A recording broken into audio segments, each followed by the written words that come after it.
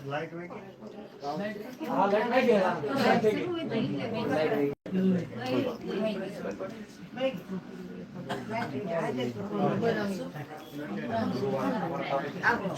आज मांडवा में परमपिता परमात्मा के ज्ञान का प्रचार होने जा रहा है। बहुत बड़े भाग हैं उन जीवों के जो इस ज्ञान को अपने पूरे जीवन काल में एक बार भी सुन पाते हैं, और उससे भी बड़े भाग होते हैं उन जीवों के जो इस ज्ञान को थोड़ा सा भी समझ पाते हैं। क्योंकि सुनना आसान है, आए बैठे 1 घंटा सुन के चले गए, लेकिन इसको समझना बहुत मुश्किल होता है। ये समझ उसी के पड़ती है बात जिस पर मालिक की दया हो, जिस पर परमात्मा की कृपा हो, जिस पर गुरु की कृपा हो, वरना इस सत्संग को समझना किसी के बस की बात नहीं है। तो आज उसी मूल ज्ञान का प्रचार होने जा रहा है, और मालिक से अरदास करेंगे कि हर भाई को, हर बहन को ये सत्संग समझ में आए, ताकि सबका कल्याण हो। तो सत्संग शुरू करने से पहले परमात्मा के नाम पे जयकारा लगाएंगे। बोलिए परमपिता परमात्मा की जय, सदगुरु बंदी छोड़ कबीर साहिब की जय, सभी संतों की जय, सभी भक्तों की जय, आज के आनंद की जय, सकल हंस को बंदगी साहिब।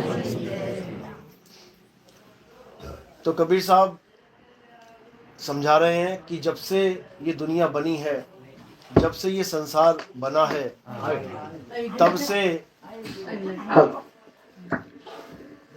जब से ये संसार बना है, तब से ही ये जीव इस संसार में भटक रहा है।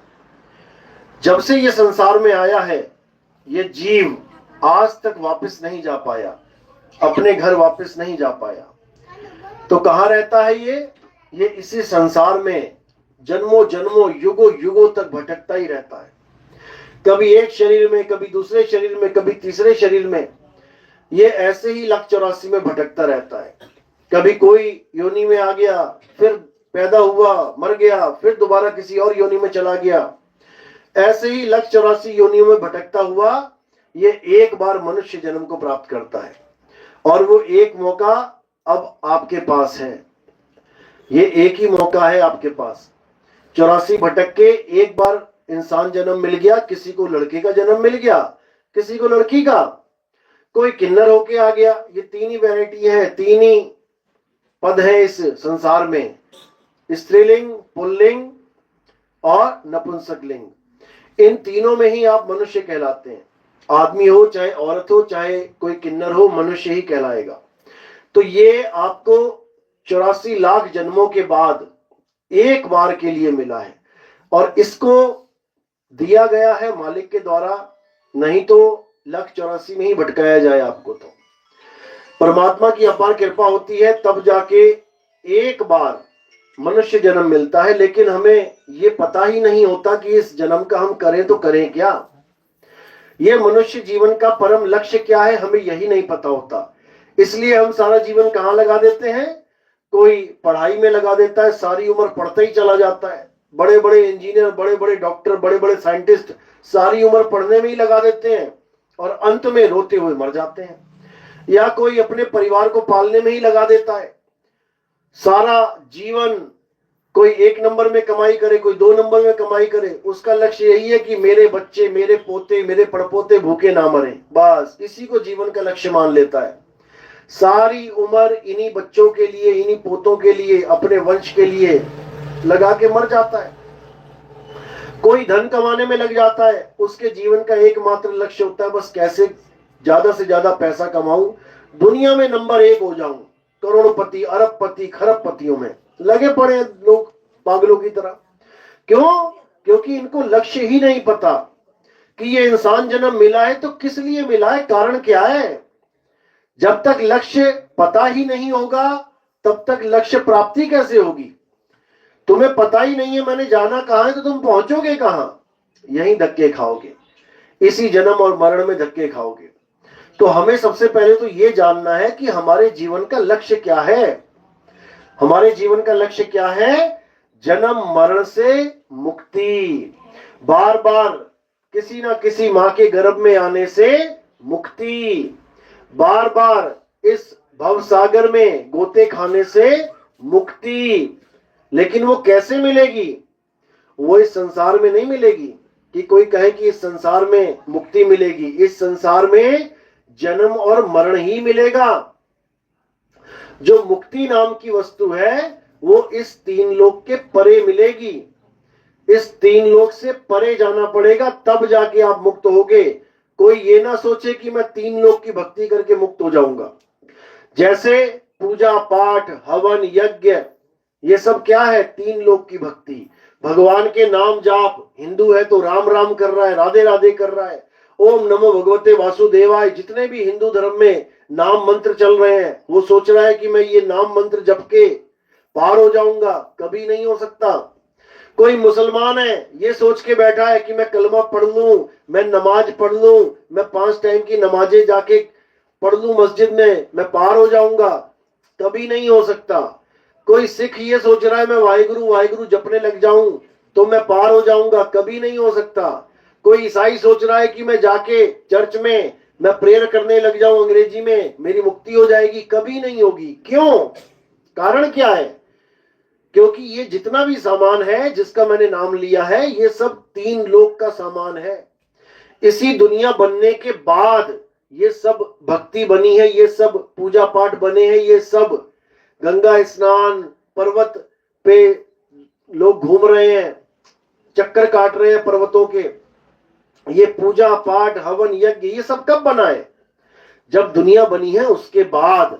ये सारे मंत्र जंतर, ओम नमः शिवाय, हर हर वासुदेव, जय श्री कृष्ण, ये सब कब बने हैं? दुनिया बनने के बाद। दुनिया बनने के बाद इंसान बना। इंसान ने इन भाषाओं की खोज करी। ये सारे अक्षर इंसानों के खोजे हुए हैं। इंसानों ने ही ये सारे निर्मित किए हैं। किसी ने हिंदी, किसी ने पंजाबी, किसी ने उर्दू, किसी ने फारसी, किसी ने Chinese, Japanese, Portuguese, Dutch, French, Spanish, अलग अलग भाषाओं में अलग अलग अक्षर खोज दिए। ये सब तीन लोक का सामान है, तीन लोक की सामग्री है। ये जितने भी हवन हो रहे हैं, लकड़ी, आग, ये कब आई? दुनिया बनने के बाद। ये नदियों में स्नान हो रहे हैं, ये नदियां कब आई? दुनिया बनने के बाद। ये जितना भी तामझाम तुम्हें दिख रहा है, मंदिर मस्जिद गुरुद्वारे, ये कब आया? दुनिया बनने के बाद। यानी तीन लोक बनने के बाद की सामग्री है ये। और अगर तुम तीन लोक बनने के बाद की सामग्री को यूज करोगे तो तुम कभी तीन लोक से न्यारे नहीं हो सकते। तुम कभी तीन लोक से पार नहीं हो सकते। तीन लोक क्या है? माया ही तीन लोक है। ये सारा संसार क्या है? ये जगत माया है। कोई भी ग्रंथ पढ़ लो, विष्णु पुराण पढ़ लो, शिव पुराण पढ़ लो, देवी भागवत पुराण पढ़ लो, संसार के बारे में क्या लाइन लिखी गई है? संसार को माया बोला गया है। ये माया की नगरी है। ये जगत एक माया है। माया का मतलब जो पल पल बदल रहा है वही माया है। देखो संसार, तुम खुली आंखों से देखते रहो, एक जगह खड़े हो जाओ 24 घंटे के लिए, तुम्हें हर चीज दिखती हुई बदल जाएगी। हर चीज। अंधेरे से सूरज उगेगा, धीरे धीरे आसमान पे चढ़ेगा, धीरे धीरे ढल जाएगा, तुम्हारी आंखों के सामने ही प्रकाश भी हो जाएगा, अंधकार भी हो जाएगा 24 घंटे के अंदर अंदर। ये सब माया है। तुम्हारे आगे कोई भी चीज दिख रही है, सड़क है, लोग जा रहे हैं आ रहे हैं, सब हिलती डुलती चीजें दिखाई दे रही हैं, ये सब माया है। ये जगत एक माया है। और अगर तुम इस जगत से, इस माया से प्रेम करोगे, इस माया की पूजा करोगे, तो समझ लो कि तुम माया में ही रहोगे। पत्थरों की पूजा, पत्थर कहां से आए? ये तीन लोग बनने के बाद आए। धरती आसमान बना तो पत्थर भी आ गए। अब तुम पत्थर को पूज रहे हो, यानी माया को पूज रहे हो। ये पीपल कहां से आया? ये तुलसी कहां से आई? ये माया है। तुलसी भी माया है, पीपल भी माया है। देखो, छोटा सा पौधा लगाओ, धीरे धीरे बड़ा होता है, बड़ा होके खत्म हो जाता है, सूख जाता है, हरे पत्ते पीले हो जाते हैं। ये सब माया है। इसी माया में सब उलझे पड़े हैं। क्यों? माया से परे का सामान नहीं मिल पा रहा है। तीन लोक से परे की सामग्री नहीं मिल पा रही है जिससे तुम्हारी मुक्ति होगी। और वो तीन लोक से परे क्या चीज है? गीता पढ़ो, गीता में इसका जिक्र आता है। हे अर्जुन, ये मेरी त्रिगुणी माया, यानी ये मेरा जगत, ये मेरा संसार, इसको कोई लांग नहीं सकता। इस त्रिगुणी माया को कोई लांग नहीं सकता, कोई इससे बच नहीं सकता। कहां तक बचोगे, कहां तक इसको अपने से दूर करोगे? क्यों? सारे संसार को तो दूर कर दोगे, मान लिया सारे संसार से बैरागी हो गए, लेकिन इस काया का क्या करोगे? ये काया तो साथ ले लेके घूमना पड़ेगा, जंगल जाओगे तो तुम्हारे साथ है। अरे तुम दुनिया छोड़ के, तुम धरती छोड़ के आसमान में चले जाओगे तब भी ये तुम्हारे साथ है, धरती छोड़ के पाताल में चले जाओगे तब भी ये तुम्हारे साथ है। कैसे छोड़ोगे इसको? ये हमेशा तुम्हारे साथ लगी रहेगी। तो यही समझाया जा रहा है कि तीन लोक से परे, यानी तीन गुणों से परे कोई बिरला ही पहुंच पाता है जो मेरी माया को लांग जाता है। और मेरी माया को लांगने का एक ही तरीका है, उसकी पूजा कर जो दुनिया से बनने से पहले अस्तित्व में था। दुनिया भी नहीं बनी थी तब, कोई भगवान भी नहीं था तब, ना विष्णु जी, ना राम जी, हनुमान जी, ना शंकर जी, ना माता दुर्गा, कोई भी नहीं था, तब भी वो था। अगर उसका ज्ञान तुम्हें प्राप्त हो जाए तो समझ लो कि अब इस माया को बड़े आराम से लांग जाओगे, नहीं तो नहीं लांग सकते। और वो क्या है जो संसार बनने से पहले भी था? वो एक ही चीज है, उसका नाम है आत्मा। आत्मा ही एक ऐसी वस्तु है जिसका ना तो कभी जन्म होता है ना कभी मृत्यु होती है। ये संसार पैदा होता है, नष्ट होता है, प्रलय महाप्रलय आती है, बनता है, बिगड़ता है, लेकिन एक ही ऐसी चीज है जो ना बनती है ना बिगड़ती है। वो क्या है? आत्मा ही है। इसी की महिमा सब संतों ने गाई, इसी की महिमा गीता में कृष्ण जी ने गाई, लेकिन लोग इसको समझ नहीं पाए। आज 5000 साल पुराना ग्रंथ गीता 5000 सालों से पढ़ा जा रहा है, लेकिन कोई इसको समझ ही नहीं पा रहा है कि इसमें पूजा करनी है तो करनी किसकी है, महिमा गाई गई है तो गाई किसकी गई है, कोई समझ ही नहीं पा रहा है। गीता पढ़ते हैं, उसके बाद कृष्ण जी की पूजा यानी कि उनकी मूर्ति की पूजा करके चले जाते हैं, जबकि कृष्ण जी समझा रहे हैं कि पूजा करनी किसकी है। क्या बोल रहे हैं वो? नैनम छिंदंती शस्त्राणी नैनम दहती पावका। हे अर्जुन, इस आत्मा को ना तो कोई शस्त्र काट सकता है, ना अग्नि जला सकती है, ना वायु सुखा सकती है, ना जल भिगो सकता है। उस आत्म देव की पूजा करनी है। लेकिन कौन कर रहा आत्मा की पूजा? एक भी नहीं कर रहा। किसकी पूजा करने में लग गए? जिसके शस्त्र लग गया, अस्त्र लग गया, जो कट गया, फट गया, उसकी पूजा करने में लग गए, यानी शरीर। शरीरों के अस्त्र भी लग जाता है, शरीरों के शस्त्र भी लग जाता है। अग्नि शरीर को जला भी देती है, वायु शरीर को सुखा भी देती है, जल शरीर को भिगो भी देता है। तो किसकी पूजा में लग गए हम? शरीरों की, चाहे वो कोई भी शरीर हो, राम जी का, हनुमान जी का, शंकर जी का, विष्णु जी का, माता जी का, तुम्हारा, हमारा, किसी भी शरीर की पूजा, ये गीता का ज्ञान नहीं है। किसकी पूजा करनी है? आत्म देव की पूजा करनी है। किसको याद करना है? आत्म देव को हमेशा याद रखना है। कौन है जो सारी सृष्टि चला रहा है? आत्म देव है जो सारी सृष्टि चला रहा है। सृष्टि यानी ये काया, ये माया, ये कैसे चल रही है? अपने घर से आप यहां तक आए हो, किसकी वजह से आए हो? किसकी ताकत से आए हो? आत्मा की ताकत से आए हो। आत्मा का नाम तो सुना है ना, गुजराती में आत्मा बोलते हैं। सब अपनी अपनी आत्मा लेके आए हो, घर तो नहीं छूट गई किसी की, बैठ के नीचे गिर पड़ी हो कि खाना बनाते बनाते रसोई के पास, चूल्हे के पास रख दी और बिना आत्मा के आ गए यहां पे। एक बार चेक कर लो, सबके पास आत्मा है ना? क्या प्रूफ है कि आत्मा है? सबके पास मोबाइल है, दिखा सकते हो प्रूफ? हाँ है। सबके पास चूड़ियां हैं? हाँ है। सब बिंदी लगा के आए हो? हाँ लगा के आए। सबके पास आत्मा है, क्या प्रूफ है? कैसे साबित करोगे कि आत्मा है तुम्हारे पास? कैसे साबित करोगे? कैसे साबित करें कि इसमें पंखे में करंट है? चल रहा है तो साबित है, नहीं चल रहा है तो इसका मतलब नहीं है। तो आत्मा आपके साथ है, ये कैसे साबित करोगे?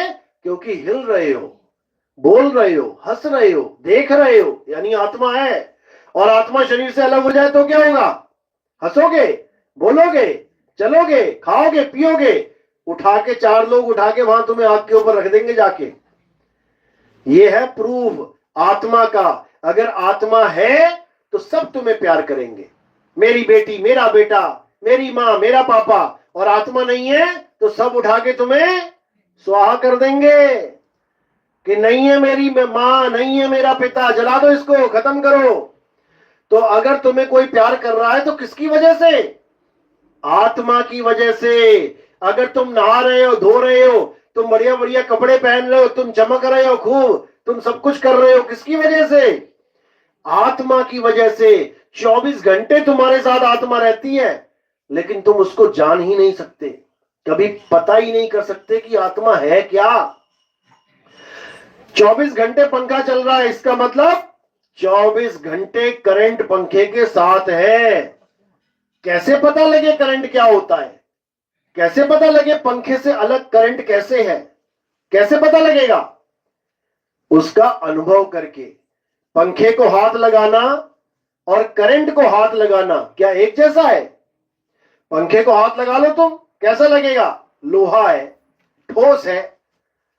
और करंट को हाथ लगाया तो कैसा लगेगा? तो झटका मारेगा, हाथ पीछे आ जाएगा तुम्हारा। यानी पंखा और करंट दोनों का बोध अलग अलग है। इसी प्रकार तुम्हारा शरीर, तुम्हारे शरीर को हाथ लगाएंगे तो कैसा लगेगा? मांस है, अंदर खून है, हड्डी है, बाल है, खाल है। तो शरीर को हाथ लगाएंगे तो ये बाल खाल लगेगा। और अगर आत्मा को गलती से हाथ लग गया तो क्या होगा?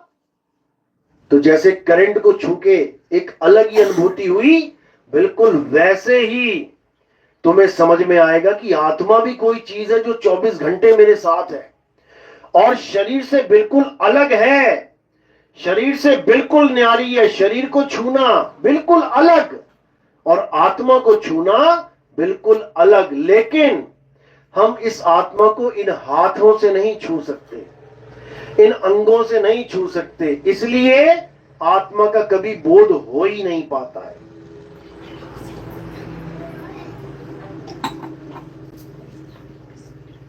आत्मा को हम कभी जान ही नहीं पाते।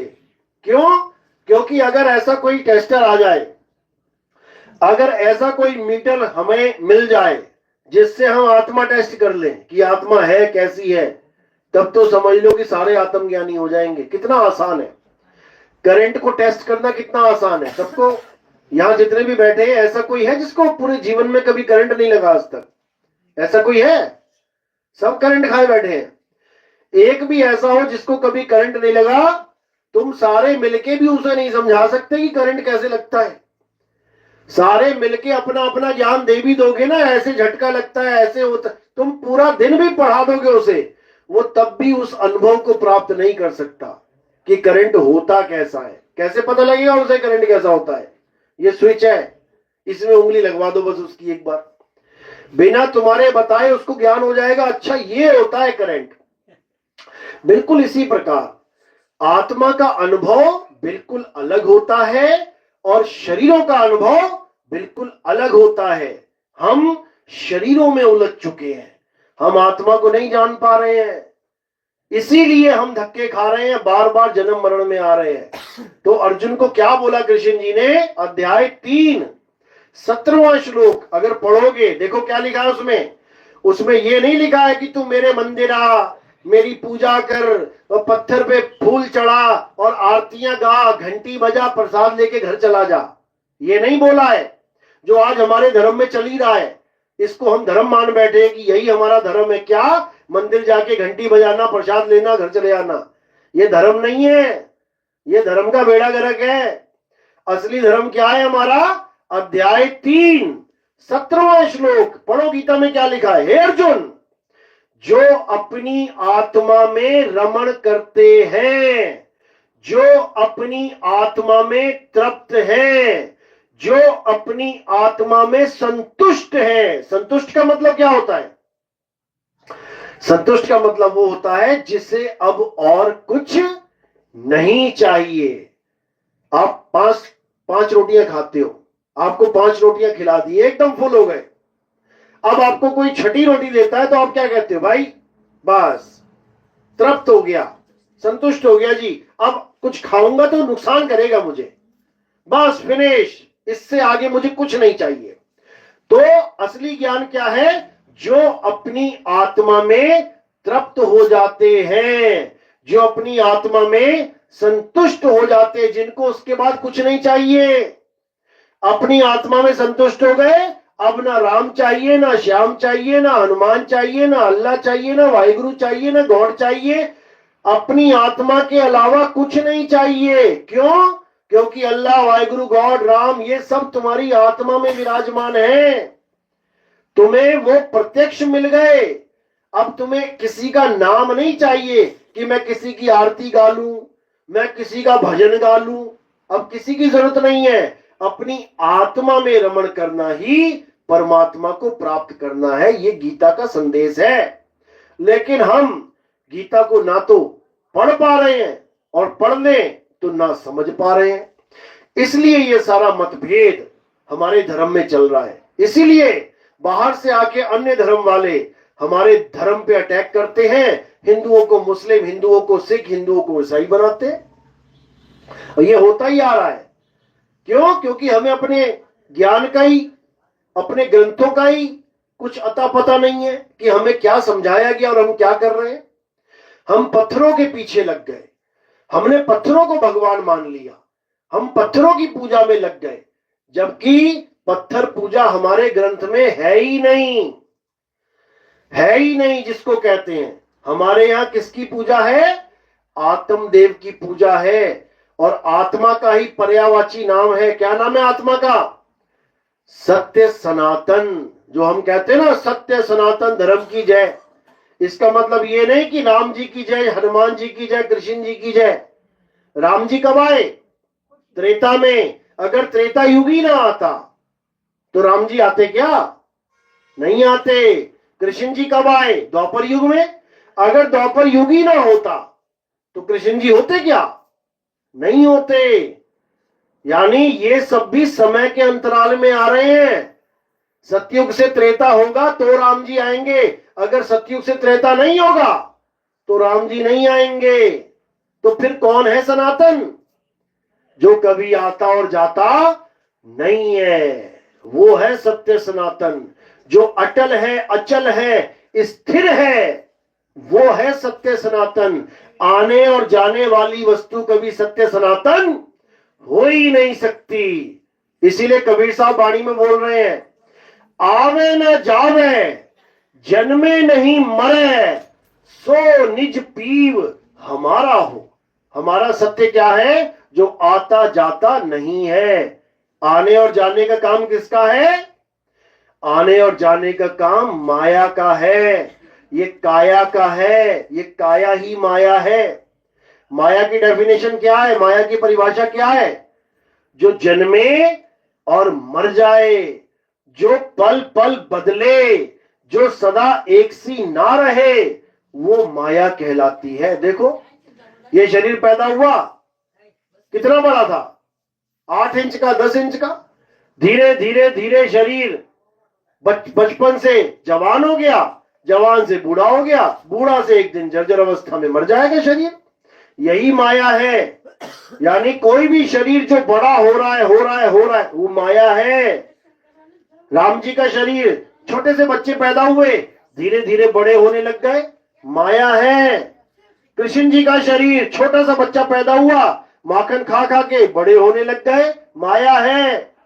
इतने बड़े हो गए कि अर्जुन के सामने पूरी सृष्टि, पूरे संसार, पूरे आसमान जितने खड़े हो गए, सब माया है। तो माया से परे क्या है?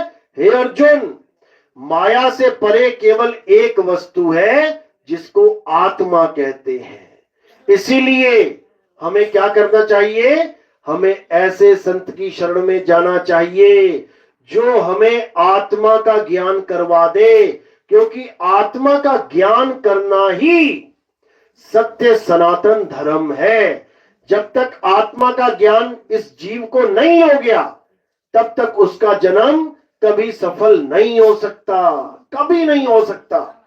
चाहे वो कितनी देवी देवताओं की पूजा करता रहे, चाहे वो कितने मंदिर, मस्जिद, गुरुद्वारे, चर्च जाता रहे, जब तक उसको अपनी आत्मा का बोध नहीं हो गया, जब तक उसको अपने आत्म देव का पता नहीं लग गया, तब तक उसका कल्याण नहीं हो सकता। अध्याय 4 34वां श्लोक क्या बोल रहा है गीता का? यही समझाया जा रहा है कि हे अर्जुन, जो आत्मा का ज्ञान मैं तुम्हें समझा रहा हूं, अगर तुम इस आत्मा के ज्ञान को प्रत्यक्ष रूप में प्राप्त करना चाहते हो, यानी इसके बोध में आना चाहते हो, तो तुमने क्या करना है? तुम ऐसे तत्वदर्शी संत के पास जाओ जिसने आत्मा का ज्ञान प्राप्त कर लिया है। केवल वही तुम्हें तुम्हारी आत्मा का ज्ञान समझा सकता है, और जो अपनी आत्मा को नहीं जानता वो तुम्हें भी तुम्हारी आत्मा का ज्ञान नहीं दे पाएगा। जो खुद सारी उम्र मंत्रों में उलझा है, जो खुद सारी उम्र पूजा पाठ हवन यज्ञ में उलझा है, वो तुम्हें भी पूजा पाठ हवन यज्ञ में उलझा देगा। वो कभी तुम्हें आत्मज्ञानी नहीं बना सकता।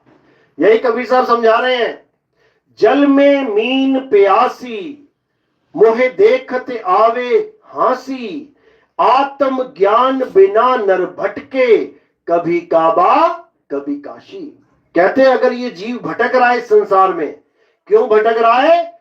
आत्म ज्ञान बिना नर भटके।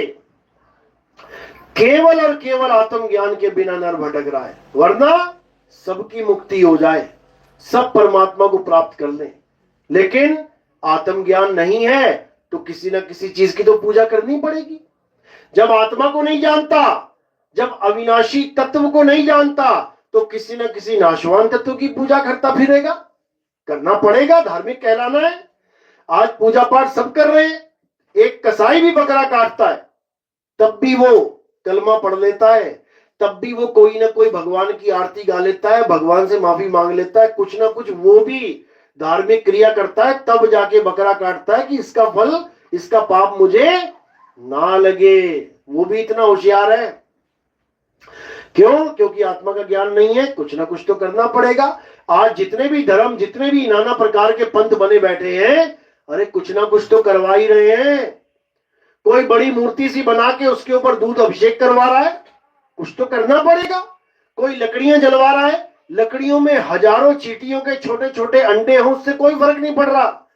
कितने जीव उन लकड़ियों में मर रहे हैं, इससे कोई फर्क नहीं पड़ रहा। लेकिन कुछ ना कुछ तो धार्मिक अनुष्ठान करवाना ही पड़ेगा, कुछ ना कुछ तो करना ही पड़ेगा। नदियों में स्नान ही करवा दो, भले नदी में स्लिप करके कोई मर जाए, भले नदी में मगरमच्छ ही बैठा है तुम्हारी टांग पकड़ के खींच के ले जाए, लेकिन नदियों में स्नान रुकने वाला नहीं है। क्यों? क्योंकि आत्म तत्व का ज्ञान नहीं है। कुछ ना कुछ तो करना पड़ेगा। भले दिए जला दो तुम दिन रात, उसमें लाखों कीड़े आके मर जाए। रात में तुम एक दिया जला दो और सुबह देखो कितने कीड़े मरेंगे उसके अंदर आके। तुम करने चले थे पुण्य और तुमने कर डाला पाप, लेकिन रुकने वाला नहीं है ये काम। क्यों? कुछ ना कुछ तो करना ही पड़ेगा। जब तक असली चीज नहीं मिली तब तक नकली करनी ही पड़ेगी। जिसकी इतनी हैसियत नहीं है कि सोने के कंगन, सोने की बाली, सोने की नथ पहन लूं, अरे तो पीतल की तो पहनना पड़ेगा। नहीं पहनना पड़ेगा? नाक खाली कौन रखे, हाथ खाली कौन रखे? हीरे की अंगूठी नहीं है तो कम से कम 50 रुपए वाली अंगूठी पहननी पड़ेगी, सजना तो जरूरी है। तो इसी प्रकार जब तक सत्य वस्तु तुम्हारे पास नहीं है तब तक तुम असत्य को ही पूजने में लगे रहोगे। जब तक असली भगवान तुम्हारे पास नहीं है तब तक तुम पत्थर पूजने में लगे रहोगे। तुम्हारी मजबूरी बन चुका है। क्यों? क्योंकि कुछ ना कुछ तो करना है ना, दुनिया में आए तो भगवान के नाम पे। अब क्या करना है? अब हमने सत्य को जानना है। जब हमें सत्य का पता लग गया तब हमें नकली पूजा, नकली अर्चना, नकली तत्व, इनकी कोई जरूरत ही नहीं पड़ेगी। याद रखो, जब तक सत्य से दूर हो तब तक असत्य की पूजा होती है। लड़की की शादी नहीं हुई, जब तक शादी नहीं हुई लड़के की फोटो लेके घूमती रहेगी, उसको देखती रहेगी, निहारती रहेगी। और शादी हो गई तो क्या करेगी? फोटो पता नहीं कहां चली गई, दोबारा कहो देखे भी ना, क्योंकि अब पति मिल गया उसको, अब फोटो का क्या करना उसने। इसी प्रकार जब तक नकली चीज तुम्हारे पास है इसका मतलब असली का अभाव है। और जब असली आ गई फिर नकली का आता पता नहीं लगेगा गई कहां। तो इसी प्रकार जब आत्मज्ञान हो जाता है उसके बाद पत्थर तुम्हें पत्थर ही नजर आएगा, भगवान नजर नहीं आएगा। उसके बाद नदियां तुम्हें पानी नजर आएंगी, मां नजर नहीं आएगी कि तुम उसको मां समझ लो, गंगा मां और जमुना मां। और सबसे बड़ी दुविधा तो यह है कि जो उसे मां समझ रहे हैं, गंगा मां, वही पूरे शहर का गटर का पानी गंगा में डाल रहे हैं। बताओ, जो लोग पवित्र पवित्र कर रहे हैं वही उसको दूषित कर रहे हैं। यह हाल है हमारे भारत का। लेकिन नहीं, जो चल रहा है चलने दो, जो हो रहा है होने दो। झूठ कर रहे हैं, झूठे पे ही टिके रहे, बस यही सोच रखा है। और भजन भी बना रखे हैं, मानो तो गंगा जल है, ना मानो तो बहता पानी। अच्छा जी, भजन भी ऐसे बना रखे हैं कि तुम्हारी अंधश्रद्धा पक्की रहे कि यार तेरे लिए नकली होगा, मेरे लिए असली है। ऐसे ऐसे भजन बना रखे हैं। कबीर साहब यही समझा रहे हैं। कबीर साहब कह रहे हैं कि सत्य को सत्य और असत्य को असत्य कहने की ताकत रखो। जो झूठ है वो झूठ ही है, जो पत्थर है वो पत्थर ही है, उसे भगवान मत बनाओ। अगर पत्थर भगवान है, तुम मानते हो, पूरा विश्वास है, तो जाओ तुम एक हफ्ते के लिए घर बार छोड़ के, ताला मत लगाना दरवाजे में, सामने 2-4 पत्थर के भगवान रख लेना, पूरा विश्वास कर लेना उन पे कि मेरे घर में भगवान बैठे हैं, चोर आके भी चोरी नहीं कर सकता। क्यों ताला लगा के जाते हो?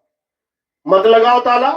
तुम्हारे सबके घर में मंदिर देखो, कितने भगवानों की फोटो लगी हैं। ये सारे मिलके भी एक चोर को नहीं रोक सकते। तुम्हें इतना विश्वास ही नहीं है भगवान पे, जिसकी तुम पूजा कर रहे हो 1-1 घंटा खड़े होके। तुम्हें इतना विश्वास नहीं है कि वो एक चोर को भी रोक लेगा, तभी तो ताला लगा के जा रहे हो। तुम्हारे घर में तुम्हारा लड़का है, तुम कभी ताला लगा के नहीं जाओगे बाहर। लड़के को क्या कहोगे? ध्यान रखना। लड़के पे तुम्हें इतना भरोसा है कि तुम बिना ताले के चले जाओ, और 25 भगवान खड़े कर रखे हैं तुमने, एक पर भी भरोसा नहीं है तुम्हें कि ये 25 भी मिलकर संभाल लेंगे एक चोर को। अरे बाकी छोड़ो, तुम अगर एक कुत्ता भी पाल लो, बड़ा सा बुलडॉग, उसके भरोसे भी तुम जा सकते हो 1-आधा घंटा की, चलो मैंने कुत्ता रखा हुआ है एक, वो घुसने नहीं देगा किसी को। लेकिन भगवानों पे भरोसा नहीं है तुम्हें, इसीलिए ताला लगा के जाते हो। वरना हटाओ ताला अगर तुम्हारे घर में भगवान है तो, क्योंकि तुम्हें पता है कि ये सारे मिलके भी एक को ना संभाल पाएंगे। समझ लो। अरे तुम्हारा घर छोड़ो, जो सोमनाथ का मंदिर है कितनी बार लूटा गया तुम्हारे गुजरात में? कितनी बार? 17 बार। सोचो, 17 बार। जो 3 लोक का मालिक भोले शंकर है, उन्हीं का मंदिर है ना, तो उनका मंदिर ना छोड़ा, 17 बार लूट लिया गया। तुम्हारा मकान कौन छोड़ेगा? पहले तो ये समझ लो। और 17 बार लूटने का पर्याय क्या है, मतलब क्या है? तुम्हारे घर में 5-4 चीजें ऐसी लगी हैं जो लूटने लायक है। चोर आया, वो सारी चीजें उठा के ले गया, अब तुम्हारा घर खाली। अब दोबारा क्यों आएगा लूटने? जब मकान खाली कर दिया उसने, दोबारा क्यों आएगा लूटने? और क्या लूटेगा? पर लुटेरे दोबारा आए। क्यों आए? कारण क्या था? एक बार तो लूट के ले गए ना। लूटने का मतलब पता क्या होता है? सब कुछ उतार के ले जाना। सोने का ये, सोने का वो, सोने का यहां वहां, चांदी सब ले गए, सारा मंदिर खाली। अब दोबारा क्यों आएंगे भाई? खाली मंदिर लूटने आएंगे। क्यों आए? कारण क्या था? क्योंकि उन्होंने फिर सजा दिया, दोबारा से वही सोना चांदी हीरे जवाहरात, मंदिर फिर सजा दिया। लुटेरे ने क्या बोले? वो कह रहे बहुत बढ़िया बेवकूफ मिल गई है। तो एक बार पूरा खाली किया, दोबारा फिर सजा दिया खाली करने के लिए, दोबारा फिर लूट के ले गए। 2 बार लूट लिया गया, 2 बार खाली कर दिया, तो तीसरी बार क्यों आएंगे? क्योंकि उन बेवकूफों ने तीसरी बार सजा दिया। वो तीसरी बार आए, तीसरी बार खाली करके ले गए, उन बेवकूफों ने चौथी बार सजा दिया। वो चौथी बार आए, सारा खाली करके ले गए, उन महामूर्खों ने 5वीं बार सजा दिया। फिर छठी बार सजा दिया, सातवीं बार सजा दिया, 8वीं 9वीं 10वीं 11वीं 12वीं 13वीं 14वीं 15वीं 16वीं 17वीं बार भी लूट के ले गए। 18वीं बार क्यों नहीं आए? 18वीं बार क्यों नहीं आए? क्योंकि अब महामूर्खों को समझ में आ गया 18वीं बार फिर लूट के ले जाएंगे। समझो बात को। ये मंदिर सजाना, ये सोने की मूर्तियां लगाना, ये महामूर्खता है, ये धर्म कर्म नहीं है। 17 बार हमारे देश का खजाना लूट के ले गए वो लोग, इन मूर्खों की वजह से। उसके बाद इन्होंने क्या किया? पत्थर का शिवलिंग रख दिया वहां पे, सारा कुछ मामला पत्थर का कर दिया। अब कौन आएगा लूटने? अब कौन आएगा? तुम चीनी फेंको असली वाली, यहां फेंक दो, अभी देखो क्या होगा। आएंगे लुटेरे, 2 मिनट में आएंगे लुटेरे और सब लूट लूट के लेके जाएंगे। तुम प्लास्टिक की चीनी फेंक देना, प्लास्टिक की भी चीनी बनती है, नकली चीनी, देखने में चीनी लगेगी। तुम प्लास्टिक की चीनी फेंकना, एक भी चीनी नहीं आएगी लेने। समझो बात को। यानी ये हमारी मूर्खता है जो हमने भगवान को पत्थर का बना दिया, पत्थर छोड़ो, चांदी का बना दिया, चांदी छोड़ो, सोने का हीरे जवाहरात का बना दिया। अरे कृष्ण जी क्या सोने के थे या चांदी के थे वो? या राम जी सोने चांदी के थे? सोना चांदी एक मुद्रा है, पैसा है, भगवान नहीं है। लेकिन लोगों को समझ में नहीं आ रहा है। कृष्ण जी समझा समझा के थक गए कि हे अर्जुन, तू और मैं शरीर नहीं है, तू और मैं आत्मा है, हम सब आत्मा है, आत्म तत्व है हम। गाते भी हैं ईश्वर अंश जीव अविनाशी, गाते भी हैं। वो तो अपने आप को शरीर मानने से भी मना कर रहे हैं कि हे अर्जुन, जो लोग मुझे मनुष्य करके जानते हैं, कैसे मतलब कि एक आदमी बना दिया, सिर पे पंख लगा दिया मोर का, हाथ में बांसुरी पकड़ा दी, बन गया कृष्ण? नहीं बना। क्योंकि वो कह रहे हैं जो मुझे इंसान रूप में जानता है वो मुझे जानता ही नहीं है। क्योंकि हम लोग ये मान के बैठे हैं कि कृष्ण जी एक इंसान है। नहीं है, नहीं है वो इंसान।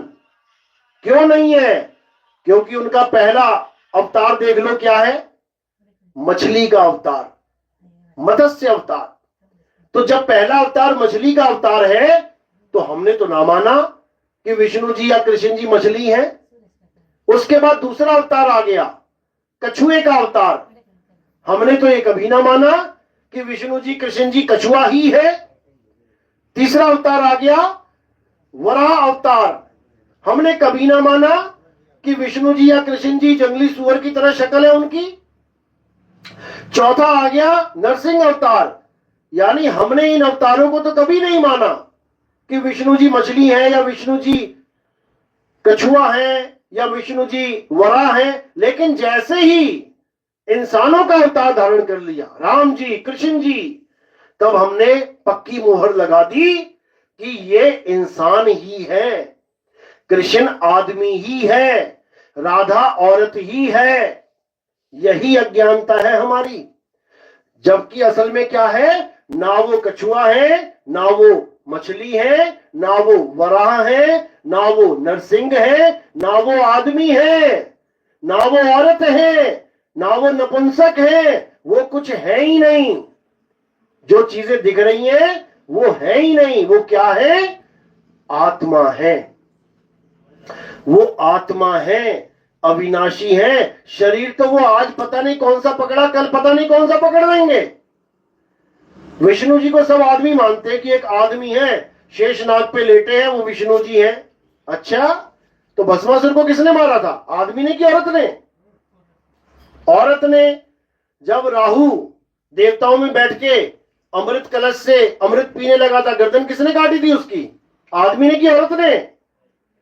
औरत ने। तो विष्णु जी आदमी कैसे हुए? 2 3 4 5 बार तो वो औरत बने पड़े हैं। तो आदमी कैसे कहोगे? आदमी कहोगे किसे? आदमी वो होता है जो केवल आदमी ही है, औरत नहीं हो सकता आदमी। लेकिन विष्णु जी का नहीं पता लगता कुछ भी। ये कभी आदमी बन जाते हैं, कभी औरत बन जाते हैं, कभी कछुआ बन जाते हैं, कभी कुछ बन जाते हैं। तो क्या बोलोगे उसको? वो तो मिट्टी के बर्तन है, तुम मिट्टी से कुछ भी बना लो। ये मटका बना लिया, छोटा घड़ा बना लिया, सुराही बना ली, प्लेट बना लिया, ढक्कन बना लिया, गोलक बना ली, मिट्टी का तो कुछ भी बना लो, इसका मतलब वो मिट्टी नहीं है। वो मिट्टी से बने हुए बर्तनों को चलाने वाले हैं, वो काया को चलाने वाले हैं, वो शरीरों को चलाने वाले हैं। वो कौन है? आत्मा है। हे अर्जुन, तू और मैं अविनाशी आत्मा है। हमारा ना तो कभी जन्म होता है, ना ही हमारा कभी मरण होता है। हम जन्म और मरण से न्यारे हैं। हाँ, कुछ समय के लिए हम शरीर जरूर धारण कर लेते हैं, कुछ समय के लिए। किसी ने आदमी का कर लिया, किसी ने औरत का कर लिया और 84 में चले गए। किसी ने चींटी का कर लिया, किसी ने हाथी का कर लिया, किसी ने शेर का कर लिया, किसी ने बाघ चीता का कर लिया। कुछ समय के लिए सबको कोई ना कोई शरीर मिलता है। जैसे इस समय के लिए आपको इंसान का चोला मिला है। अभी आपको कोई पूछे आप कौन हो, आप कहोगे मैं आदमी हूं, मैं औरत हूं। भैया कितने समय के लिए? कितने समय के लिए तू आदमी है? 20 साल, 30 साल, 40 साल, 50 साल, 100 साल। उसके बाद जैसे ही आदमी का शरीर छूटेगा, दोबारा से 84 चालू हो जाएगी। फिर तू बन जाओगे कीड़ी मकोड़ी, छिपकली, कॉकरोच, सांप, बिच्छू। फिर तुमसे कोई पूछेगा माइक लगा के, हाँ कौन हो तुम? मैं बिच्छू हूं। फिर चूहे का जन्म मिल गया, कौन हो तुम? मैं चूहा हूं। फिर हाथी बन गए, कौन हो तुम? मैं हाथी हूं। तुम्हारा जीवन बीत जाएगा शरीरों के नाम लेते लेते। 84 लाख हैं। जब तक तुम्हें अपना स्वरूप नहीं पता लगा, यानी जब तक तुम्हें अपनी असलियत पता नहीं लगी कि मैं क्या हूं, तब तक तुम यही होते रहोगे। कुत्ता, बिल्ली, हाथी, घोड़ा, चूहा, खटमल, मच्छर, यही होते रहोगे। तो इसको रोकने का क्या साधन है? एक ही ज्ञान। और वो कौन सा ज्ञान है? आत्म ज्ञान। जब तुम्हें यह समझ में आ जाए कि मैं एक आत्मा हूं, उसके बाद तुम्हें ना तो कोई शरीर धारण करने की जरूरत पड़ेगी और ना ही तुम्हें कोई शरीर धारण करवा सकता है। शरीर धारण कब करना पड़ता है जीव को, समझ लो। शरीर तो सबने छोड़ना है एक दिन, लेकिन कारण क्या है कि मुझे अगला जन्म मिलेगा? उस कारण को जान लो, उस कारण को समझ लो। क्या कारण है? अपने शरीर से मोह करना ही अगले जन्म का कारण है। यानी जब तुम्हारे मुंह से ये निकल जाए ना अंत समय में, मैं मरना नहीं चाहता, समझ लो दूसरा शरीर मिल गया, तैयार है। यही है बीज अगले पेड़ का। यानी जब तक तुम अपने आप को शरीर मान रहे हो और तुम्हारी मौत आ रही है, तो मरेगा कौन? शरीर। लेकिन तुम्हें क्या लगेगा? मैं मर रहा हूं। अब ये जो कह रहा है मैं मर रहा हूं, ये स्वयं अविनाशी है। ईश्वर अंश जीव अविनाशी। अविनाशी को यह अनुभव करवाया जा रहा है, यह महसूस करवाया जा रहा है कि तू मर रहा है, तू मर रहा है। तो अविनाशी क्या करेगा? डिमांड करेगा अगले शरीर की। यानी मैं मरना नहीं चाहता, यानी मैं शरीर के बिना रहना नहीं चाहता। तो जैसी वो ख्वाहिश करता है, अंत समय में उसे वैसा ही पदार्थ मिल जाता है। अगले जन्म का उसका पूरा इंतजाम हो जाता है। अब बचने का क्या तरीका है? केवल एक ही तरीका है, आत्म ज्ञान। यानी जब ये शरीर छूट रहा होगा तो क्या करना है? अपना खुद का सिमरन करना है। अपने आप को याद, एक आत्मा हूं। उस वक्त तुम्हें वो अनुभूति होगी जो संसार बनने से पहले थी। यानी संसार भी नहीं बना था तब जिस अवस्था में तुम थे, तब तुम्हें उसका ज्ञान हो जाएगा। और उसके बाद संसार बने ना बने, इससे तुम्हें कोई मतलब ही नहीं रहेगा। यानी शरीर मिले ना मिले, इससे कोई मतलब ही नहीं रहेगा, क्योंकि आत्मा बिना शरीरों के भी रह सकती है। लेकिन उसको रहना भूल गया है कि मैं रहूं तो रहूं कैसे। जब शरीर नहीं बने थे, आत्मा तब भी थी, क्योंकि आत्मा अजन्मा है, नित्य है, शाश्वत है। समझ लो इस बात को। लेकिन शरीर धारण करते करते करते करते बिना शरीरों के रहने की आदत ही खत्म हो गई। अब कोई शरीर चाहिए, जागते हुए ये शरीर मिल गया, सोते हुए भी शरीर चाहिए।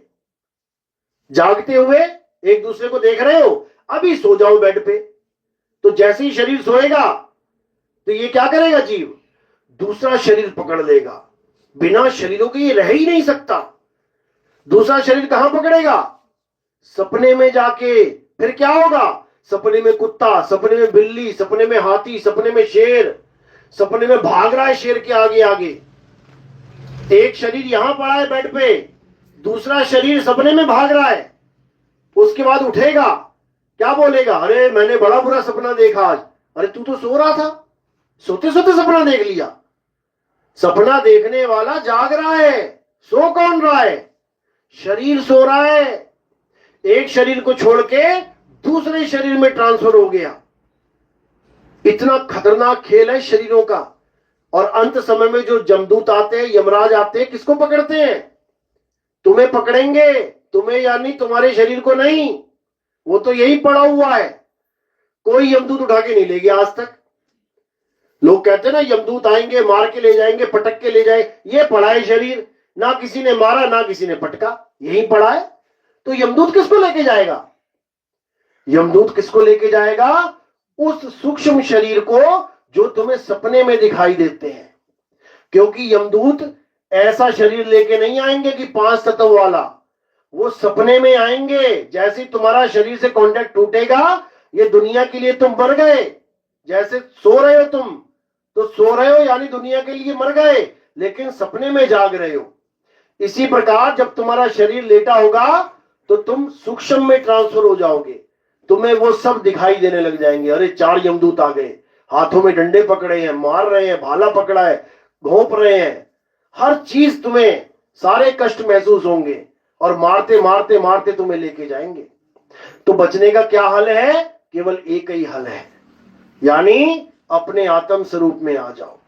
जैसे ही तुम अपने आत्म स्वरूप में आ जाओगे, तुम्हें आग जला नहीं सकती, वायु सुखा नहीं सकती, जल भिगो नहीं सकता। तो नरकों की आग में कैसे जलोगे, फिर तुम्हें कढ़ाई में तलेगा कौन, जब तुम्हारा कोई कुछ बिगाड़ ही नहीं सकता। तुम आत्म स्वरूप में आ गए, तब इसका मतलब काल का जाल खत्म, अब तुम्हें कोई नहीं पकड़ सकता। लेकिन अगर तुम पत्थर की पूजा करते रहे, तुम मंत्रों की साधना करते रहे, तुम सारी उम्र नदियों में नहाते रहे, पक्का मरोगे, 101% मरोगे। क्यों, क्योंकि तुम माया की ही पूजा करते रहे। ये सब दुनिया माया है भाई। माया से परे क्या है, आत्मा है। आत्म ज्ञानी बनो, आत्मा को जानो। जिसने भी आत्मा को जाना वो पार हो गया, और जिसने आत्मा को नहीं जाना वो इसी भवसागर में गोते खा गया। आप भागवत में भी देखोगे, एक ऋषि था, बहुत बड़ा पुजारी था भगवान का, सारा दिन ओम नमः शिवाय, ओम नमः भगवते वासुदेवाय, ये वो सारा दुनिया भर का मंत्र जपता रहता था। क्या हुआ, उसके आश्रम में एक हिरण का बच्चा आ गया। हिरण का बच्चा आया, उसने पाल लिया। अच्छा किया बुरा किया, अच्छी बात है, पाल लिया। उसको खूब हरी हरी घास खिलाए, खूब प्यार करे, खूब बहुत देखभाल करे, अच्छी बात है। धीरे धीरे धीरे इतना प्रेम हो गया कि 24 घंटे उसी में ध्यान रहने लग गया, उसी का सारा इंतजाम करता रहा, अच्छी बात है, प्रेम कर रहा है जीव से। अंत समय में क्या हुआ, भक्ति कर रहा है, करते करते करते बुलावा आ गया, यानी शरीर छूटने की बारी आ गई। अब क्या कर रहा है, अब फिर उसी को याद कर रहा है कि मेरे बाद इसका क्या होगा, मैंने इसका गला बांध रखा है, अरे कोई भेड़िया आ गया मार देगा, इसका क्या बनेगा। सोचते सोचते सोचते, अच्छा सोच रहा है बुरा सोच रहा है उसके बारे में, अच्छा ही सोच रहा है, लेकिन सोचते सोचते सोचते प्राण छूट गए। तो अब क्या हो गया उसके साथ, वो खुद ही हिरण बन गया, हिरण की योनि में चला गया। अब शेरों के आगे धक्के खा रहा है हिरण बन के। सारी उम्र का पूजा पाठ जीरो, सारी उम्र का पूजा पाठ, भगवान की भक्ति, हवन यज्ञ तपस्या सब जीरो, और 84 में भटक रहा है। यही शासनगीर में ना पैदा हो गया हो कहीं शेरों के बीच में, हो जाता है, हो जाता है भाई। शेरों के आगे जहां शेर होंगे वहीं पैदा होगा, तो हिरण कहां पैदा होते हैं, शेरों के आगे गांव में थोड़ी नहीं पैदा होते हैं, हिरण जंगल में पैदा होते हैं। अभी देखो, चलो हमारे साथ देखो कितने हिरण मिलेंगे।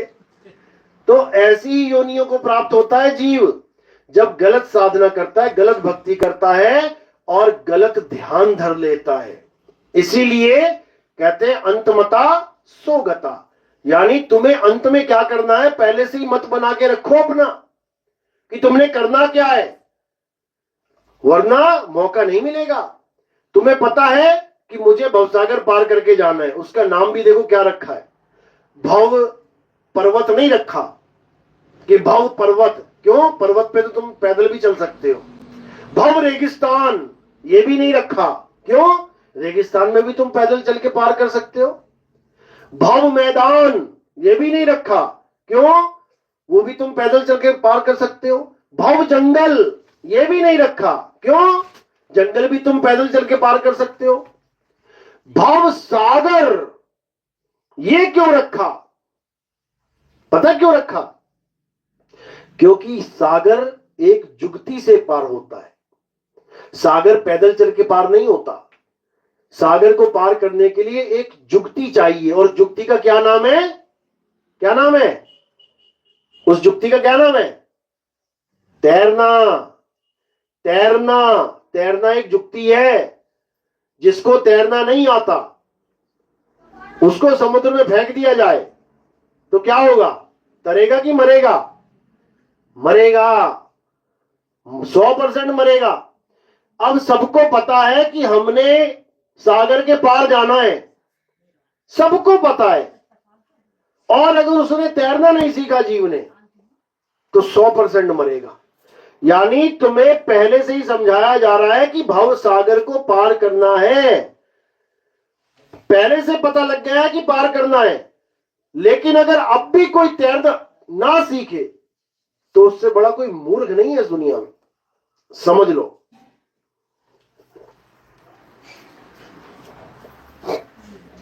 तो तैरने का मतलब ये नहीं है कि तुम भगवानों के नाम जपो, राम राम राम राम राम राम, श्याम श्याम श्याम श्याम, मार देना छलांग कभी नदी में और जपना सारे नाम भगवानों के, राम राम राम राम राम राम, सीधे नीचे जाओगे अंदर।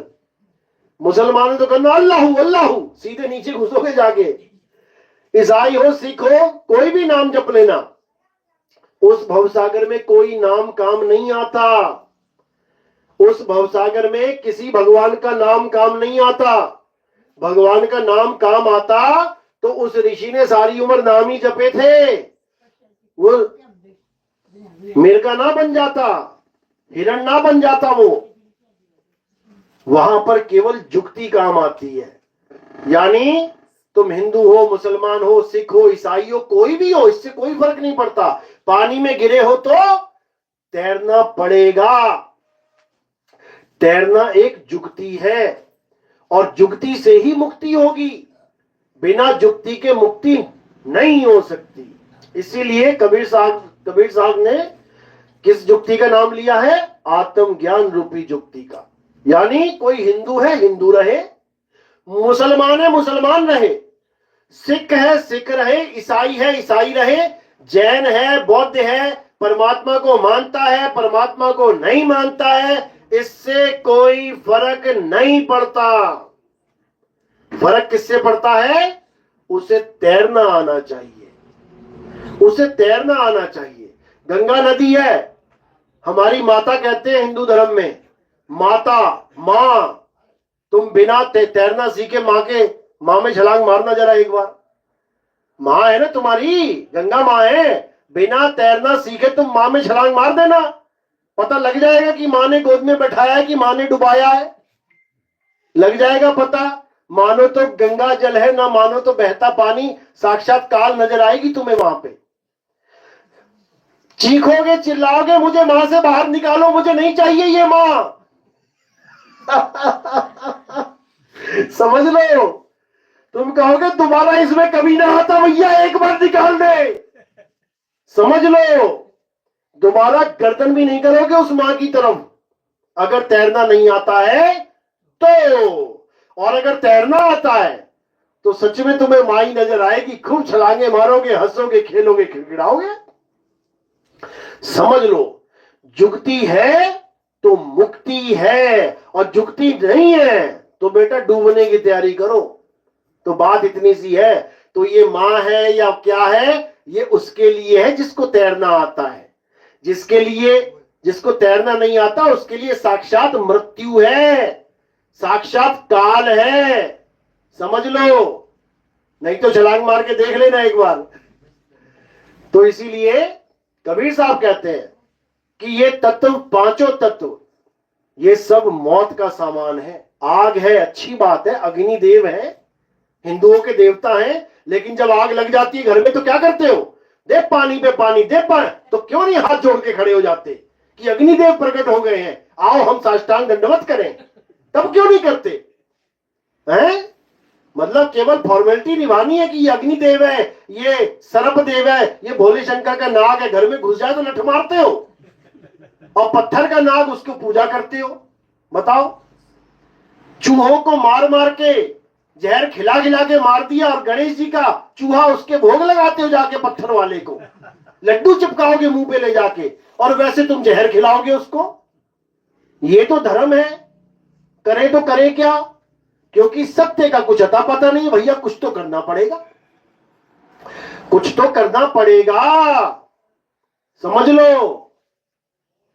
इसलिए अब क्या करना है, सत्य को जान जाओ। सत्य को जान लोगे, असत्य अपने आप छूटता चला जाएगा, सब छूट जाएगा अपने आप। तो इसीलिए कबीर साहब समझा रहे हैं कि सतनाम को जानो, सतनाम ही सत्य है। सतनाम क्या है? सतनाम तुम्हारा असली स्वरूप है। सतनाम कोई मंत्र जंतर तंत्र नहीं है कि कबीर पंथियों ने सतनाम जपवा दिया। जैसे राम जी के पुजारियों को राम राम रटवा दिया गया, शंकर जी के पुजारियों को शंकर शंकर ओम नमः शिवाय रटवा दिया, अल्लाह के पुजारियों को अल्लाहू अल्लाहू रटवा दिया, वाहिगुरु के पुजारियों को वाहिगुरु करवा दिया, और कबीर पंथियों को सतनाम जपवा दिया। ये सब एक ही काम हो गया 52 अक्षर का। इसलिए 52 अक्षर से आगे बढ़ो, इन मंत्रों जंत्रों तंत्रों से आगे बढ़ो, इन नाशवान तत्वों से आगे बढ़ो, और अविनाशी तत्व को जानो। अविनाशी तत्व केवल एक है, वो है आत्म तत्व। वो हिंदू के चल रहा है, को जानना है, वही असली परम तत्व है। उसी परम तत्व को ध्यान में लाना है, मुक्ति कहते हैं, इसके अलावा और कुछ नहीं है। जैसे ही अंत समय आएगा, संसार से ध्यान हटा देना है और परम तत्व में ध्यान रमा लेना है। तो समझो कि तुम्हें अब आत्म तत्व की प्राप्ति हो जाएगी, तुम आत्मा हो जाओगे। अब तुम्हें कोई काट नहीं सकता, मार नहीं सकता, ना तुम्हें कोई खाना खाने की जरूरत है, ना तुम्हें शरीर धारण करने की जरूरत है, ना तुम्हें कहीं आने जाने की जरूरत है। तुम अपने सत्य चित्त आनंद में स्थिर हो जाओगे। सच्चिदानंद कहते हैं ना, सत्य चित्त आनंद। ये किसी भगवान का नाम नहीं है कि किसी भगवान का जयकारा लगा दिया, बोलो सच्चिदानंद भगवान की, देखो कैसे जय उठा दिया एकदम, क्योंकि आदत पड़ी हुई है। इसीलिए तो मैं बोलता हूं ये हमेशा, सब है जय। अरे उसकी जय नहीं करनी है, उसको प्राप्त करना है। सत्य चित्त आनंद को जानो, होता क्या है? सत्य यानी हमारी आत्मा, आत्मा ही सत्य है। अब आत्मा में जुड़ना किसने है? अपने चित्त को जोड़ो। जो तुम्हारा चित्त दुनिया में भटक रहा है, उस चित्त को उस सत्य में जोड़ो, तो क्या बन गया? सत्य चित्त। अब दोनों मिलेंगे तो क्या प्राप्त होगा? आनंद। अब आनंद तो मिला नहीं, और सच्चिदानंद भगवान की, देखो फिर उठा लिया जय। अरे जय करके तुम्हें क्या मिल जाएगा ये बताओ? जय करके क्या मिल, उस आनंद को प्राप्त अपने आप हो जाएगा, तब जाके तुम खुद आनंदित हो जाओ। मैं कहूं पानी तुम्हें, पानी भगवान की जय। जय करने से गला गीला हो गया क्या? जय जय करते ही मर जाओगे एक दिन। पानी भगवान की जय यानी घड़े में पानी है, उसको पी ले, हो गई उसकी जय। ये नहीं समझ में आता किसी को। समझ में आया? सच्चिदानंद भगवान की शुक्र है, अब समझ में आ गया कि जय नहीं करनी है। और जो जय करवा रहा है वो महामूर्ख इंसान है। और गाते आ रहे हैं भगवान, हम भजन गाते गा रहे हैं, हमको इतनी शक्ति देना ये मन विजय करे। अरे दूसरों की जय से पहले खुद की जय करें, ये भजन गाते हैं, लेकिन किसी को समझ में नहीं आता। अपनी जय करनी है, यानी अपने सत्य को प्राप्त करना है। जिस सत्य की वजह से तुम्हारी अपनी काया चल रही है, उस सत्य को प्राप्त करो, उसमें अपने चित्त को जोड़ो, तो सत्य, चित्त और आनंद में रहना सीख लोगे। इसी को सत्य चित्त आनंद कहते हैं। ये भगवानों के नाम नहीं है, ये बेवकूफ बना दिया तुम्हें, जय जयकार करवाते जाओ और माल चढ़वाते जाओ, बस यही खेल है इस धर्म का, और कुछ नहीं है। धर्म एक धंधा बन चुका है। धर्म का धंधा बनाने वाले भी हम ही लोग हैं। जो सत्य को नहीं जान पाए वो धर्म का धंधा ही बनाते हैं। एक मंदिर बनाने की जरूरत नहीं है इस दुनिया में, एक भी मंदिर। ये मंदिर पहले से ही बने हुए हैं। मंदिर का मतलब क्या होता है? मन के अंदर मंदिर, ये बने हुए मंदिर। एक बार झांको तो सही इसके अंदर, नहीं झांक रहा कोई भी। तो इसी को समझना, ये मंदिर पहले से बना हुआ है। तुम्हारे बनाए हुए मंदिर तो कुछ समय के लिए हैं। कोई लुटेरा लूट के ले जाता है, कभी कुछ हो जाता है, कभी भूकंप आया जाता है, कभी कुछ। ये तो झगड़ों की, फसाद की जड़ है। और इन्हीं के झगड़ों में आज हिंदुस्तान जल रहा है। बता दो नहीं जल रहा? यहाँ पे मंदिर थी, यहाँ मस्जिद थी। अरे मंदिर था, मस्जिद था, जाने देना भाई। तू अपने भगवान से प्रेम कर। जो राज कर गया वो तो बनाएगा ही। तुमने अपने बाप दादाओं के मकान के वैसे ही रहने दिए, तुमने भी मॉडिफाई कर दी। तुम्हारे दादाजी रहते थे झोपड़पट्टी में, तुमने कहा हटाओ इसको, तो एक मकान बना देंगे, उसमें क्या बड़ी बात है? कोई बात नहीं है। जो राजा आया उसने कुछ ना कुछ बनाया, बनाने दो। ईंट पत्थर है यार, इतनी दुनिया पड़ी है, इतनी मिट्टी, इतनी जमीन पड़ी है, तुम वहां बना लो। लेकिन नहीं, हम इसी पे राज करेंगे। अरे भाई, अगर इतने ही तुम पावरफुल थे तो बनाने क्यों दिया? वो चंद गुलाम आए, चंद मुसलमान आए, तुम 100 करोड़ की आबादी, तुमने क्यों बनाने दिया उस वक्त? तब तो तुमने सबने कबूल कर लिया, हाँ हमें मुसलमान बना दो, हमें मुसलमान बना दो।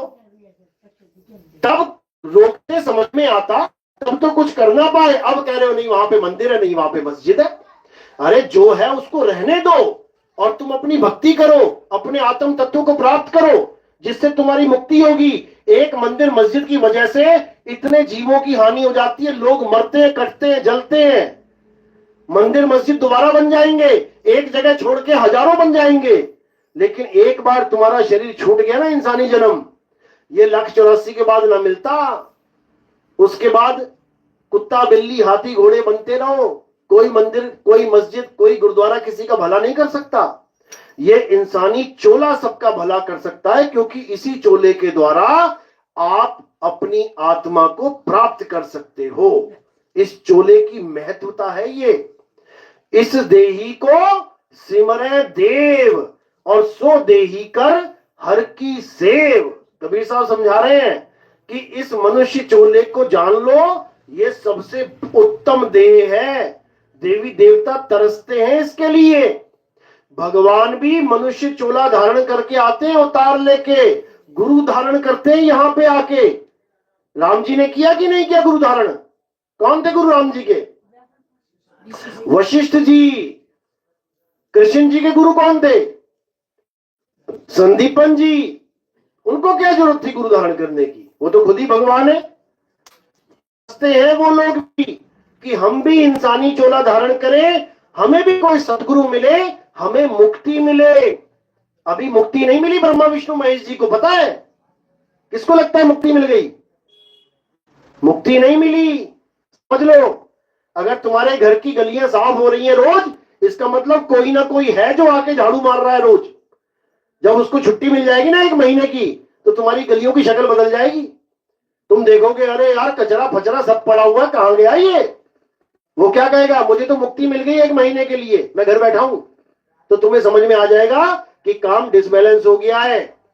इसी प्रकार ब्रह्मा विष्णु महेश जी को जो काम मिला है, अगर वो काम नहीं हो रहा है, इसका मतलब उन्हें मुक्ति मिल गई। क्या काम मिला उन्हें?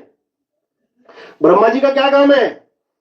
सृष्टि को पैदा करना। क्या पैदा नहीं हो रही? बच्चे पैदा नहीं हो रहे? क्या हो रहे हैं। इसका मतलब ब्रह्मा जी काम पे लगे हुए हैं, मुक्त नहीं है। सृष्टि पालना किसका काम है? विष्णु जी का। तो पल नहीं रही क्या? लोग खाना नहीं खा रहे क्या? सब खा रहे हैं। इसका मतलब विष्णु जी कार्यरत हैं। छुट्टी नहीं हुई है। शंकर जी का क्या काम है? संहार करना। यानी सृष्टि में मृत्यु हो रही है, मौतें हो रही हैं, जाओ एक बार शमशान घाट। शमशान घाट में किसकी फोटो लगी होती है? शंकर जी की फोटो लगी होती है शमशान घाट में। बड़ी सी मूर्ति बनी होगी, आजा बेटा इधर ही आना है, तूने इधर आ, मेरा काम ही यही है। तो यानी मृत्यु हो रही है, इसका मतलब शंकर जी भी काम में लगे हुए हैं, अभी मुक्त नहीं हुए वो। और अगर इन तीनों में से एक की भी मुक्ति हो गई ना, तो ये सृष्टि खत्म हो जाएगी, खत्म हो जाएगी, चल नहीं सकती ये। तीनों में से एक भी डिसबैलेंस हो गया तो। एक बार शंकर जी ने कर दिया था ये काम। जब सती माता हवन उसमें कूद गई, तो शंकर जी ने उनको कंधे पे उठा लिया और 6 महीने तक घूमते रहे शोक में। तब विष्णु जी ने देखा, भाई ब्रह्मा जी पैदा कर रहे हैं, मैं पालन कर रहा हूं, ये मृत्यु करने वाला कहां चला गया? ये तो काम गड़बड़ हो गया भाई, कहां पे है ये? अरे देखा, अरे वो घूम रहे हो, अब क्या करें? ये तो 6 महीने बीत गए, 6 साल बिता देगा ऐसे ही, 6 युग बिता देगा। अब क्या किया जाए? तो क्या किया विष्णु जी ने आके? सती मां को जिंदा कर दिया, जिंदा कर दिया। तो क्या किया? क्या पहले इसी को काटा जाए भाई, पहले इसी का काम तमाम किया जाए। 9 टुकड़े कर दिए, एक ही चक्र से 9 टुकड़े कर दिए, तब जाके मोह भंग हुआ शंकर जी का, फिर काम पे लग गए, ड्यूटी पे। समझ लो, यानी इन तीनों को काम में लगाया गया है। किसने लगाया है? कौन है जो इनसे काम करवा रहा है? तुमने 3 मजदूर रख दिए खेत में, एक बीज डाल रहा है, एक पानी लगा रहा है, एक कटाई कर रहा है, लेकिन कौन करवा रहा है उसको जानना पड़ेगा। जो तीनों के ऊपर बैठा है, जो तीनों के ऊपर इस दुनिया पे राज कर रहा है, वो है अलख निरंजन। अलख निरंजन ही इन तीनों से सारे काम करवा रहा है। लेकिन उस अलख निरंजन को कोई जानता नहीं है। अलख निरंजन का नाम तो सबने सुना हुआ है, एक भी ऐसा ना होगा जिसने नहीं सुना है। कभी ना कभी जीवन में कभी ना कभी सुना ही होगा अलख निरंजन। लेकिन पूछो उनसे, कौन है ये अलख निरंजन? क्या क्या है ये? कहां से आ गए? क्या स्टोरी है इनकी? माता की स्टोरी जानते हो, शंकर जी की स्टोरियां जानते हो, विष्णु जी की स्टोरियां जानते हो, गणेश जी की स्टोरी जानते हो, हनुमान जी की जानते हो, सबकी जानते हो, कुरान की स्टोरियां जानते हो, बाइबल की स्टोरियां जानते हो, सब जानते हो। अलख निरंजन की स्टोरी बताओ क्या है?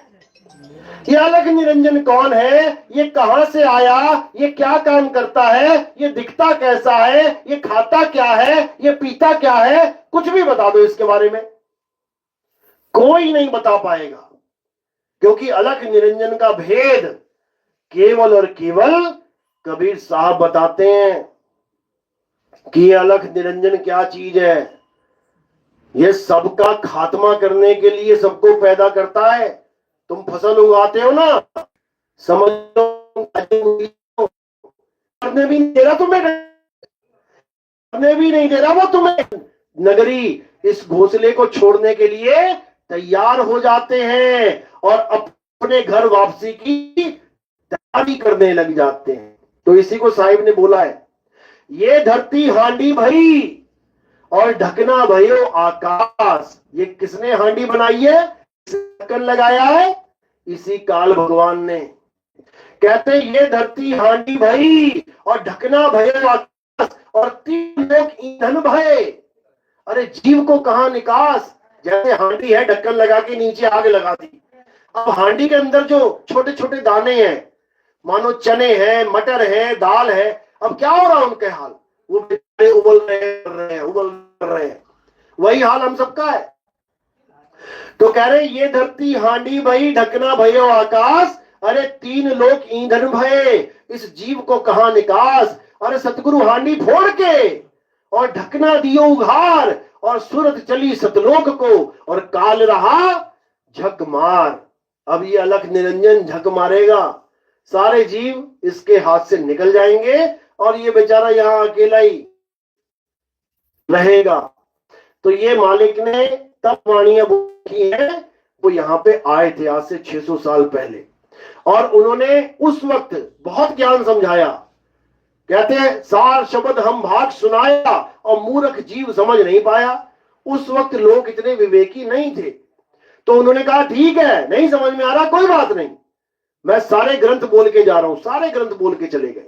तब उन्होंने क्या बोला कि एक समय ऐसा आएगा जब तुम लोग विवेकी हो जाओगे, तुम लोग में परख शक्ति ज्यादा हो जाएगी, तुम सत्य असत्य का निर्णय करने में सक्षम होगे, तब फिर से एक बार इस ज्ञान का उजागर होगा और संसार में सत्य का परचम लहराएगा। साहिब कहते हैं घर घर होगा बोध विचारा। कब होगा? ये वही समय आ गया है, ये वही समय है जहां पर घर घर में सत्य का विचार होगा, सत्य का बोध होगा। और इसी समय की महिमा सारे संतों ने गाई है। कुरान भी यही कहता है कि एक समय ऐसा आएगा जब हमारा आखिरी इमाम यानी इमाम मेहदी आएंगे और सारे संसार में सत्य का परचम लहरा देंगे। बाइबल भी यही कहता है कि जिस ईसा मसीह को लोग सोच रहे हैं कि वो मर गया है, वो दोबारा इस संसार में आके पूरे विश्व में सत्य का परचम लहरा देंगे। हमारे हिंदू धर्म में भी यही बोला कि सारे अवतार तो जाली है, उन्हीं की पूजा करते आ रहे हैं सारे, लेकिन अभी एक अवतार और है जिसको कल्कि अवतार कहते हैं। जब वो इस संसार में आएंगे तो सारे संसार को सनातनी बना देंगे, यानी सत्य का उजागर कर देंगे। गुरु ग्रंथ साहब में भी यही आता है कि अभी तो बहुत आए और चले गए, लेकिन एक मर्द का चेला बोला गया उसमें कि मर्द यानी परमात्मा, चेला यानी उसका भगत, जब वो आएगा तो सारे संसार को एक सत्य का ज्ञान उजागर करवाएगा। महात्मा बुद्ध के ग्रंथ में ये बोला गया कि एक बुद्ध तो चला गया, मैं जा रहा हूं, लेकिन एक और ऐसा बुद्ध आएगा जो सारे संसार को सत्य का परचम लहरा देगा सारे संसार में। यहूदियों में भी ये बोला गया कि अभी तो हम जा रहे हैं, लेकिन इलियास नाम से यानी कि दोबारा सत्य का परचम लहराने के लिए आएंगे और सारे संसार को एक कर देंगे। यानी सारे संसार में जितने भी संत महात्मा हैं, सबने एक समय ऐसा आने की बात करी कि जब सब अपने सत्य को जान पाएंगे, यानी उस आत्मा को जान पाएंगे और सारा संसार आत्म ज्ञान में रमण करेगा, आत्म ज्ञान को पहचानेगा। उसके बाद ये देही ज्ञान खत्म हो जाएगा। इसका इशारा कहां दिया? जब आएगा बीसम बीसा और ना रहेगा ईसा, ना रहेगा मूसा, राज करेगा जगदीशा। यानी ईसा मूसा यानी शरीरों का खेल खत्म हो जाएगा और जगदीशा यानी सारे जगत का ईश, जो सारे जगत को चला रहा है। कौन चला रहा है? आत्म देव चला रहा है। उस आत्म देव की महिमा गाई जाएगी और सारे जीव जन्म मरण भवसागर से पार हो जाएंगे। तो इसी को अच्छे से समझना है और आगे का ज्ञान YouTube पे सुन सकते हैं। हमारा YouTube चैनल है कहत कबीर सुनो भाई साधो नितिन दास, या फिर आप केवल ये लिखेंगे नितिन दास के सत्संग, तो आपको YouTube में बहुत सारे सत्संग मिल जाएंगे। सुनते चले जाओ, समझते चले जाओ और अपनी आत्मा का कल्याण करते चले जाओ। ऐसे परमात्मा की भक्ति करो जिसको कोई तोड़ नहीं सकता, जिसको कोई मार नहीं सकता, जिसको कोई जला नहीं सकता। याद रखना, अभी किस भगवान की पूजा कर रहे हो जिसको तोड़ा भी जा रहा है। देखो मंदिर तोड़ दिए, देखो मूर्तियां तोड़ दी, खंडित हो गई, फेंकनी पड़ जाती है मंदिरों से निकाल के। तो ऐसे भगवानों की पूजा करोगे जो खंडित हो जाते हैं तो अज्ञानता में रह जाओगे। ऐसे भगवान की पूजा करो जो अखंड है। अखंड कौन है? आत्मदेव अखंड है।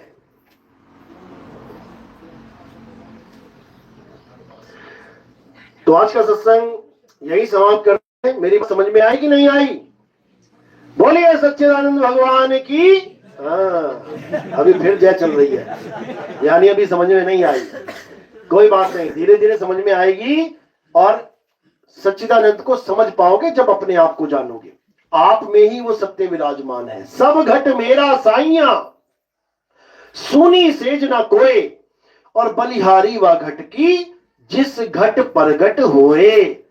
कहते बलिहार जाते हैं, जिस घट ज्ञान प्रगट हो गया वही सच्चिदानंद हो जाएगा, वही भगवान प्रगट है, दूर नहीं है। चलो आज का सत्संग यही समाप्त करते हैं। अब आरती का समय है। आरती कैसे करते हैं? हमारे यहाँ पत्थरों की आरती अलाउड नहीं है, हमारे यहाँ कैलेंडर, फोटो, पूजा, आरती अलाउड नहीं है। हमारे यहाँ जीवित गुरु की आरती होती है। जीवित गुरु यानी आत्मदेव की आरती होती है। जिस काया को आत्मा चला रही है उस आत्मा की आरती होती है। तो आरती कैसे करते हैं? एक एक करके आएंगे, थोड़े से फूल उठाएंगे और मेरे सिर के ऊपर रख देंगे। सिर के ऊपर क्यों रखवाते हैं? क्योंकि पैर से लेके सिर तक ये सब काया है। तो ये फूल कहां पे चढ़ाए? काया से परे। काया से परे कौन है? आत्मदेव काया से परे है, वो काया से न्यारा है, तो उसकी आरती होती है। बोलिए परमपिता परमात्मा की, सतगुरु बंदी छोड़ कबीर साहिब की, सभी संतों की, सभी भक्तों की, आज के आनंद की, सकल हंस को बंदगी साहेब बंदगी।